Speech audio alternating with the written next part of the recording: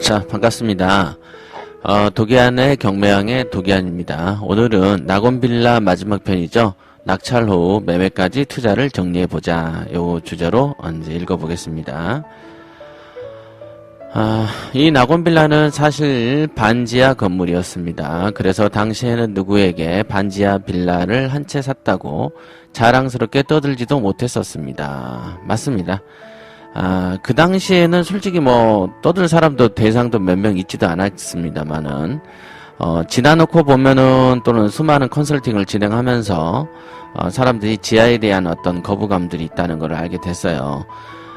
저 같은 경우는 사실 글쎄요, 지금도 그다지 뭐 반지하에 대한 어떤 거부감 같은 건 없습니다. 제가 뭐 그런 반지하에서 살아서 거부감이 없는 게 아니고 한 번도 살진 않았지만 제가 돈을 버는 데 있어서는요, 부자 되는 어떤 재벌들도 보십시오. 빵 장사에서 돈 벌고, 호텔도 작게 보면 숙박업 아닙니까? 그렇죠? 그 다음에 뭐 볼펜 팔아서 돈 벌고, 뭐 우리나라 대기업도 핸드폰 팔아서 돈 벌고 그러지 않습니까? 그쵸? 그 다음에 시시한 것들 되게 많죠. 별 이상한 걸 아이스크림 팔아서 돈 벌기도 하니까요. 또는 뭐 500원짜리. 뭐 700원짜리, 그쵸? 뭐 예를 들면 대게 요리나 이런 경우에는 뭐 한 상에 한 4만원 5만원. 하지만 그 사람들이 큰 재벌은 되진 못하죠. 결국은 이제 재벌 되는 사람들이 이렇게 보면은 약간 어떤 좀 저렴한 거, 싼 것들을 대량으로 생산을 해서 수많은 소비자들에게 판매하는 사람이 부자가 됩니다. 그러니까 집 장사를 통해서 부자가 되고 싶은 분에게는 어떤 거는 조금 비싼 걸로 살고 어떤 거는 좀 시시한 것으로도 돈을 벌고 이렇게 되는 겁니다. 그래서 이제 종목에 대한 편견을 가리지 마십시오. 이렇게 이제 제가 얘기를 늘 하죠. 마치 우리가 돈을 벌기 위해서 여러분들에게 예를 들면은 뭐라고 해야 되나요? 아이스크림 장사를 할 기회가 없고 그런 시설을 투자할 돈도 없고 그래서 돈을 못 벌지. 만약에 여러분들이 아이스크림을 제과를 만들어가지고 전국을 상대로 팔 기회를 준다 그러면, 또 그런 기회가 한번 왔다라면 여러분들은 안 하시겠어요? 물론, 안 하는 분들이 더 많긴 하겠죠. 그러나 저 같은 경우에는, 제가 이제 법을 공부를 해서 그쪽 방면으로, 뭐 컴퓨터 쪽으로라든지, 그 방면으로 제가 좀 재능이 없어서 제가 이러고 있는 것이죠. 만약에 제가 공대나, 또는 어떤 그런 쪽으로 또 제가 소질이 있었다면은 분명히 IT 쪽으로 무엇인가를 또 만들었지 않았을까 이런 생각을 해봅니다. 그게 이제 사실 아쉬운 부분 중에 하나죠. 부동산이 일반적인 수준에서는 일반인보다는 큰 돈을 버는 건 분명한 사실입니다만은 물론 소수의 몇몇 사람들, 특히 이제 어떤 걸 개발해서 돈을 크게 버는 사람들한테는 부족한 게 사실 아니겠습니까? 그렇죠? 그래서 이제 그런 부분들, 그렇게 해서 손쉽게 돈을 버는 분들이 있으면 저는 굉장히 부럽더라고요. 그거는 근데 이제 저한테는 큰 장벽이죠. 그쵸? 뭔가 어떤 전문 지식이 없기 때문에 그렇습니다. 그러니까 우리가 이제 지금 제가 말씀드리고 싶은 거는 뭐냐면, 반지하 빌라다 이런 것 또한 다양하게 돈을 벌어다 주는 다양한 부동산 중에 하나다라는 생각을 늘 잊지 마시고 부동산 종목에 대한 편견을 빨리 떨치시라 이렇게 얘기를 해드리고 싶은 거죠. 지하 건물에 대한 좋지 않은 선입견으로 인해서 말이죠. 자, 이 물건을 수리한 후 바로 전세 3천만 원에 세를 냈었습니다. 이렇게 돼 있죠. 예, 맞습니다. 제가 애초에 이 물건을 조사할 당시에 이 물건은 부동산 사장님이 이런 지하 물건을 뭐하러 사느냐, 물도 새고 내가 가지고 있는 지상층의 이 빌라도 팔리지 않는데 지하를 사서 뭐 할 거냐 이렇게 얘기를 하더라고요. 물론 그 사장의 어떤 판단 기준은 지금 판다면 지하가 팔리지 않을 것인데 라고 이렇게 생각을 했겠죠. 그러나 물건을 내놔서 과연 안 팔릴까요? 팔리는 어떤 시간의 문제가 아닐까요? 저는 그 당시에 굉장히 낙천적으로 생각을 했던 게 왜 그러냐면요. 일종의 배가 고파서 그런 거죠. 여러분들이 배를 한 5일이든 10일이든 굶어 놓으면은 음식의 어떤 수준과 질을 가지고 여러분들이 어떤 품평을 하겠습니까? 일단 허기를 면하는 게 더 중요한 거 아닐까요? 그렇죠? 일종의 헝그리 정신이죠. 그러나 먹고 살만하면은 어떤 음식의 종류도 가리지만은 음식의 이제 데코레이션도 좀 가리겠죠? 어떤 보기 좋은 떡이 먹기도 좋다. 그래서 이제 보기 좋은 어떤 모양새, 음식을 담아내는 그릇, 이런 것까지도 간섭하게 되고 품평을 하게 되고 그렇지 않습니까? 역시 그랬습니다. 저도 이 당시에는 이것저것을 가릴 만큼의 형편이 넉넉지 않았기 때문에 전세 3천만 원에 드릴 수 있다라는 이 점만 가지고 물건을 낙찰받은 것이죠. 그리고 그 당시와 지금은 조금 다른 게 뭐냐면 그 당시 사람들에게 지하에 사는 사람들은 그다지 지금 오늘날의 지하에 사는 사람들처럼 커다란 어떤 차이를 이렇게 보지 않았던 시대입니다. 예, 그렇죠? 벌써 IMF 직후고 벌써 90년대 후반이기 때문에 지금하고 또 다른 경제적인 어떤 규모가 다르지 않습니까? 예, 하여간 그 시점에 그랬습니다. 이 물건은 언제 팔렸냐면요. 5년 정도 가지고 있다가 팔렸습니다. 5년 정도. 그럼 그 사이에 팔 생각을 안 해보셨습니까? 이렇게 이제 의문을 표하는 분들이 있습니다. 물론 저에게 메일을 보내서 물어보거나 교육 중에 물어보는 분들이 계십니다. 언제쯤 팔까요? 예. 판매하는 시점에 대해서는 부자 마인드 책에 제가 적어놨죠. 더 이상 갖고 있어봐야 오를 것이 없다라고 판단되는 시점에 파십시오. 이렇게 제가 말씀을 드렸습니다. 그거는 이제 본인의 판단이죠. 남의 말을 믿고 판단을 하면 잘 되면 잘 돼도 내 탓이지만 못하면 남의 탓이 되는 거 아니겠습니까? 그런 식의 어리석은 사람들은 되게 제가 좀 싫어하는 타입이라서요. 어떤 투자는요 본인이 결정을 하시는 거죠. 네. 저의 경우에는 5년이 흘렀지만 5년째쯤에 제가 팔려고 노력한 게 아니고요. 상대방 측에서 팔라고 문의가 왔었습니다. 예. 저의 평상시의 투자의 목적은 시세 차익입니다. 그러니까 세를 놓으면 세를 올려달라고 말을 잘 하지 않죠. 예, 물론 바쁜 사업도 원인 중에 하나겠습니다만은 저 같은 경우에는 시시때때로 이렇게 그 임차인들이 전화 와서 뭘 고쳐달라고 하는 소리가 듣기 싫어서 그게 뭐 그다지 이렇게 전화를 자주 하거나 하질 않습니다. 예. 그러다 보니까 이제 세도 올려달라고 말을 안 하는 거죠. 예, 그렇게 됐고요. 자, 그렇게 읽어보시면 나오죠. 이 물건을 매입해놓고 약 5년 동안 잊고 지냈고 어느 날인가 다른 부동산을 매매하려고 계약하러 가는 당일날 수유동 부동산에서 전화가 왔습니다. 팔 의향이 있느냐 그렇게 돼 있죠. 그래서 저는 바로 판다라고 얘기를 했고요. 제가 사실은 사당동에 사놓은 물건이 있는데 그 사당동 매매 계약을 하러 가는 중간에 여기서 전화가 온 거예요. 그래서 당일날 바로 2건을 매매 계약을 했었던 경우입니다. 이 사례가. 예, 이건 한 6천 가까이에서 팔았고요. 이거는 이제 제가 살 때 평당 이게 대지 지분이 11평이라고 제가 얘기를 드렸었습니다. 제가 지금도 생각나는데 비가 지금처럼 엄청나게 오던 시절이었어요. 그때 이 물건을 선정해서 제가 마음에 땡겼던 원인 중에 하나도 대지 지분이 좀 컸다라는 거였습니다. 그래서 이 대지 지분이 크기 때문에 향후에 언젠가는 반드시 대지 지분이 작은 것보다는 나에게 어떤 기회가 올 것이다 라고 이제 생각을 했었습니다. 그랬는데 그게 이제 그 생각을 하고 지나가 버렸었는데 5년 정도 지나다 보니까 제가 옛날에 계산을 했던 그 포인트대로 대지 평수대로 평가를 좀 제대로 받아서 비싼 가격에 팔았던 거죠. 그거를 샀던 사람이 누구냐면 미아동에 있는 미아 뉴타운에서 이제 돈을 좀 번 사람이 경전철이 우리가 사놓은 이 집에 낙원빌라 근처까지 들어온다라는 어떤 소식을 듣고 이 근처에서 빌라를 사러 왔다가 빌라를 사고 싶었을 때 어떻게 샀겠습니까? 이 사람은 적은 돈으로 빌라를 하나 사놓고 싶었겠죠. 그런데 대지 지분, 그러니까 적은 돈 또는 대지 지분이 큰 돈. 그런데 지상층은 어떻습니까? 대지 지분이 동일하더라도 분명히 지하보다는 좀 더 비싸게 사야 되지 않겠습니까? 그러니까 투자하는 관점에서 보면은 대지 지분은 크되 매매가는 좀 저렴한 지하를 선택했던 것이죠. 참 아이러니하죠?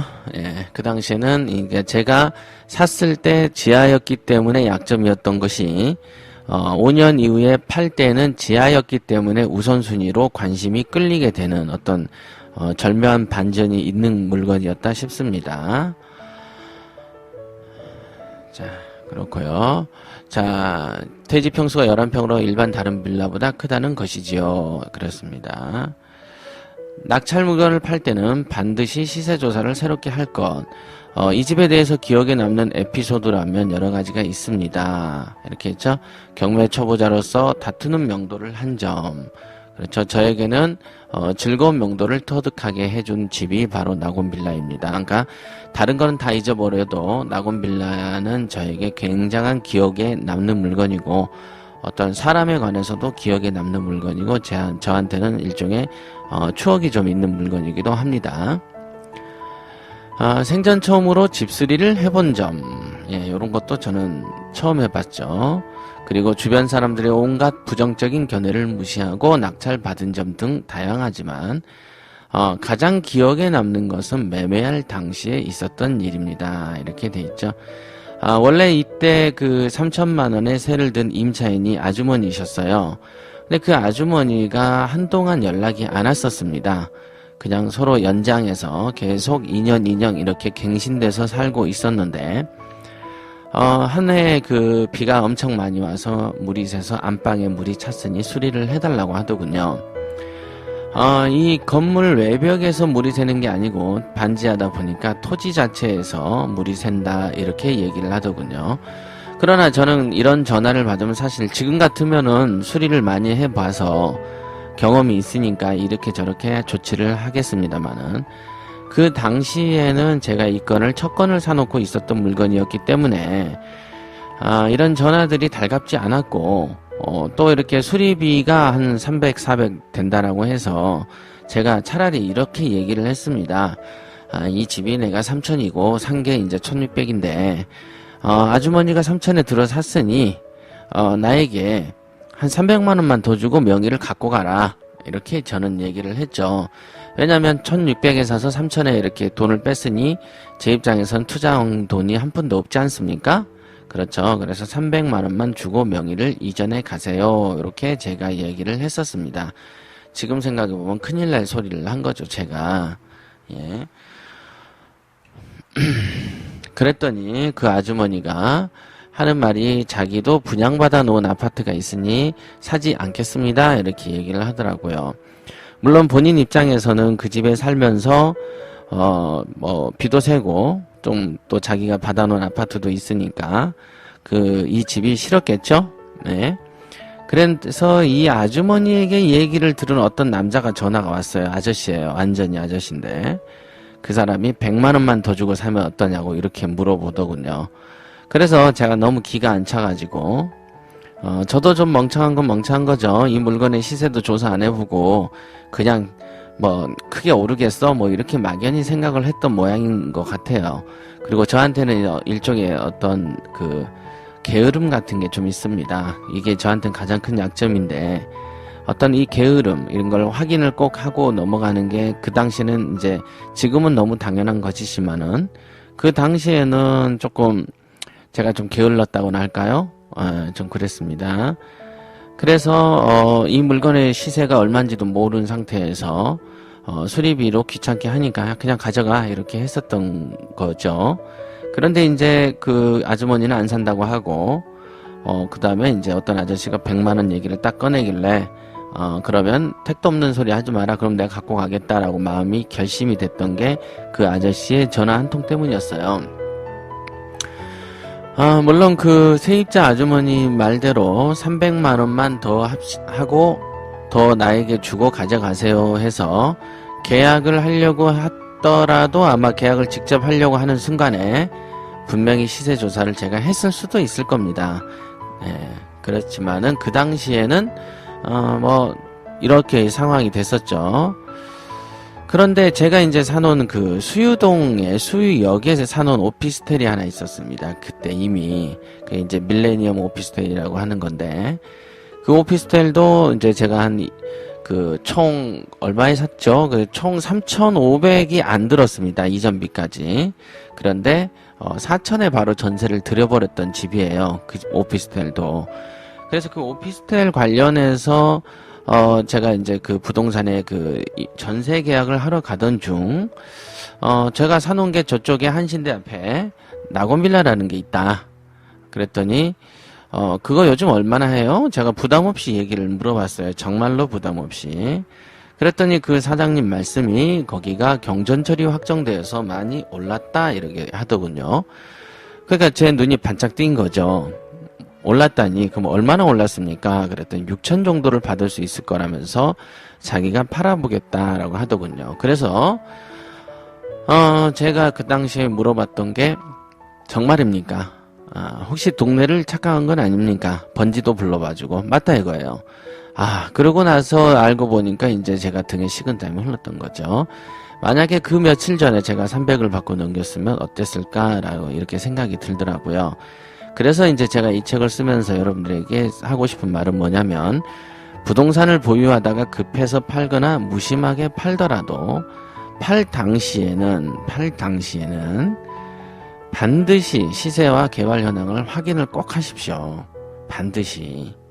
예, 중요합니다. 이것도 경험이죠. 예, 이럴 수도 있겠다. 그러니까 만약에 시세를 잘 모르는 경우라면 만약에 내가 한국에 부동산을 사놓고 미국에서 생활을 하고 있었다면 손쉽게 누군가에 의해서 비싼 가격을 싸게 팔아치워 버릴 수도 있지 않겠나 이런 생각을 하게 된 거죠. 여러분들도 이 강의를 이제 들으시면은 이거 명심하십시오. 팔 때에는 반드시 또다시 새로운 시세 조사를 하셔야 한다. 요거 명심하십시오. 저는 강남에 있고 물건은 강북에 있는 데다가 이미 본전은 다 뽑았고 더군다나 고쳐달라고 전화까지 오던 상황이다 보니까 이제 그런 판단을 했었던 것 같습니다. 그렇죠. 이 경험을 통해 제가 깨달은 바가 많았고요. 주변에 개발 호재가 있어서 시세가 높다는 것을 알고 난 후 약 한 달도 되지 않는 어느 날 부동산 업자가 팔 용의가 없냐고 전화가 왔고 즉시 계약하자 그래서 바로 가서 계약을 받았던 상황인 거죠. 이게 참 절묘하죠. 이때 이제 당일날 2채를 계약했던 상황이 된 거죠. 사실 이렇게 개발 호재가 명확한 상황에서는 더 오를 것이 명백하기 때문에 팔지 않고 가지고 있는 게 더 많은 시세작을 볼 수 있습니다만은 저는 이제 이렇게 전화가 오는 자체가 이 물건에 대해서 제가 뽑아먹을 돈은 다 뽑아먹었다라고 생각을 했었습니다. 왜냐면 제가 뽑아먹고 난 뒤에 또 다른 사람도 그 집을 통해서 무엇인가 먹을 수 있지 않겠습니까? 다 자기 밥이 따로 있는 것이니까요. 저는 그리고 또 그 물건을 판 대금으로 또 다른 물건을 사러 장만할 수가 있었기 때문이다. 예, 맞습니다. 제가 일부러 지금도 어떤 물건을 가지고 일부러 이렇게 팔려고 애를 써본 적이 거의 없고요. 거의 대다수가 이런 식으로 이제 팔렸었던 겁니다. 물론 이제 투자자들이 어떤 돈을 합쳐서 내는 경우에는 제가 적극적으로 팔려고 합니다. 이제까지는 솔직히 제가 경매 사업을 한 지 지금 전 정권 5년 동안에는 정말로 부동산 경기가 많이 죽었지 않습니까? 이건 전 국민이 다 아는 사실이죠. 그래서 이렇게 이제 팔려고 해도 잘 안 팔리는 시국을 이제 저도 이제 처음 겪는 겁니다. 여러분만 겪는 게 아니고요. 하지만 이럴 때일수록 또 이렇게 제가 발전할 수 있는 계기가 되지 않겠습니까? 이런 기회를 통해서요.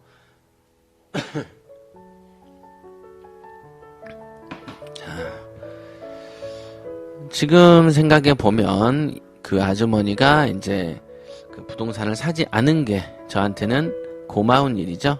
아주머니가 새를 살다 보니 주변에 개발 호재 같은 것은 눈에 들어오지 않았기 때문일 것이다. 이렇게 이제 얘기를 드렸습니다.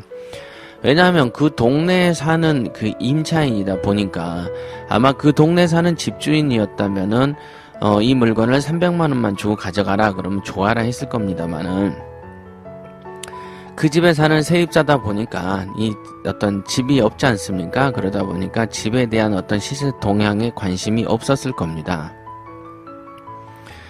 그분이 혹시 한 명이라도 부동산 업자를 아는 사람이 하나라도 있었다면은 빚을 져서라도 이 물건을 사지 않았겠습니까? 바로 있는 데서 사고 팔아도 돈을 꽤 벌었을 거니까요. 그러나 역시 돈 버는 거는 자기 팔자에 달려 있는 겁니다. 예, 그 아주머니나 그 100만 원 가지고 먹어보려고 했던 아저씨가 하나 있었다 그랬죠? 예, 그 아저씨도 뭘 정말로 몰랐던 것인지 이 집이 한 정말 6천에 팔릴 수 있는 집이었단 걸 알았다면 조금 욕심 부리지 말고 그냥 4천에 할게요. 요렇게라도 했으면 제가 넘어갔을 수도 있지 않겠나 이런 생각도 해봅니다. 그러니까 하여간 보면 잔챙이들은 큰 욕심 부리다가 많이 자기 손해를 봅니다. 꼭 보면 그렇습니다. 그래서 보물은 죗값을 줘야 된다라는 거가 있고요. 거저 먹어보려는 거지 근성이 결국은 또 본인을 거지로 만들죠. 그죠? 거지 근성을 부리는데 거지가 되지 부자가 되겠습니까? 그죠? 제 인생에 최초로 투자를 했던 낙원 빌라는 처음부터 끝까지 돈을 벌어다 주었습니다. 작은 물건을 팔지 못해서 안달인 사람들이 사례를 보면서 깨닫는 바가 있어야 할 겁니다. 팔아서 다시 사고 또 팔아서 다시 사고 하는 이런 방식은 얼핏 그럴듯해 보이나 바로 알겠지만 불가능한 스토리입니다. 팔지 못해 안달인 사람, 엉덩이가 가벼운 사람이 성공할 수 없는 시장이 법원 경매 시장입니다. 이렇게 얘기를 했죠. 저 같은 경우는 항상 물건을 사놓고 팔지 못해 안달인 마음을 가지시면 안 된다는 거에 대해서 저는 누구에게 학습받은 바는 없지만 그게 너무 당연하다고 생각을 하는 게 뭐냐면 부동산이라는 것은 내가 팔기를 원한다고 해서 즉시 팔아지는 게 아닙니다. 그죠? 그러니까 팔리는 것, 물론 어떨 때는 당일날도 팔린 적이 있고요. 3일 만에 팔린 적도 있고 그렇습니다. 하지만 사서 다시 팔고 다시 사는 이런 어떤 구체적인 계획을 세워서 부자가 될 만큼 계획적으로 팔리지 않는다는 것이죠. 예, 잘 되지 않는 어떤 사실을 근거로 해서 플랜을 짜면 당연히 그 플랜은 성사되지 않을 가능성, 즉 실패할 가능성이 높아지지 않겠습니까?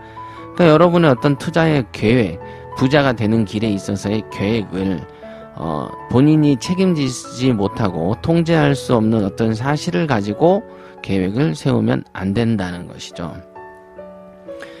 그러니까 부동산 경매로 돈을 벌려면 내가 빨리 팔아서 다시 사야지 라고 계획을 세우는 그 순간 저 사람은 안 되겠구나 라고 얘기를 하면 정답이 되는 겁니다. 그러면 사놓고 빨리 안 팔고 오래 갖고만 있어야 됩니까? 라고 또 물어보겠죠? 그런 게 아니라고요. 그냥 사놓고 보관해놓고 여러분은 또 다른 돈으로 또 다른 물건을 사는 것이죠. 그러면서 내가 이 물건이 필요 없을 때 내나 보는 것이죠. 그래서 팔리면 그 돈 가지고 또 사는 것이지 파는 것을 구체적인 어떤 계획의 실행의 수단으로 삼으면 안 된다 이겁니다. 이해가 되십니까? 왜 그러냐면 팔면 세금을 국가가 뜯어가죠. 그래서 사서 다시 팔고 사서 다시 팔고 해서 돈 벌었다는 사람들 거의 태반이 거짓말입니다. 소설 쓰는 것이죠. 자, 오늘이 가만있어 봐. 잠깐만요. 예, 여기까지고요. 다음 시간에는 저축할 겨를이 어딨냐, 강남구 삼성동 지하상가, 요거를 주제로 제가 또 얘기를 시작해 보겠습니다. 자, 오늘 수고하셨습니다.